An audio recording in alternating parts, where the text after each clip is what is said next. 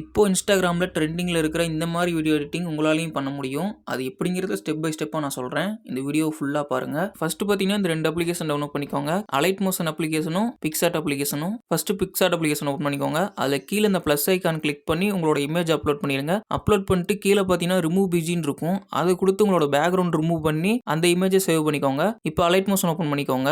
இந்த editing project file open பண்ணிங்கன்னா இதில் பார்த்தீங்கன்னா இந்தாண்ட ஒரு இமேஜ் இருக்கும், விஜய் ஃபோட்டோ இமேஜ். இந்த இமேஜுக்கு பதிலாக தான் உங்களோட இமேஜ் ஆட் பண்ணணும். இந்த இமேஜை டச் பண்ணிங்கனாலே உங்களோட இமேஜ் அப்லோட் பண்ணுற ஆப்ஷன் வரும். பேக்ரவுண்ட் ரிமூவ் பண்ண இமேஜை பார்த்தீங்கன்னா இங்கே அப்லோட் பண்ணிடுங்க.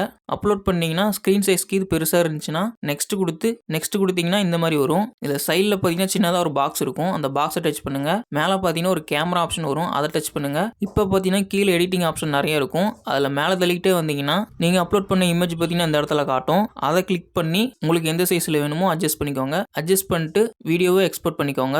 இந்த வீடியோ கிரியேட் பண்ணுறதுக்கான allied motion application, PicsArt application, இந்த எடிட்டிங்கான ப்ராஜெக்ட் ஃபைலு, இது எல்லாமே பார்த்தீங்கன்னா இந்த வீடியோவோட டிஸ்கிரிப்ஷனில் கொடுத்துருக்கேன். இதே மாதிரி எடிட்டிங் கண்டென்ட் தெரிஞ்சுக்க நம்ம சேனலை சப்ஸ்கிரைப் பண்ணி வச்சுக்கோங்க.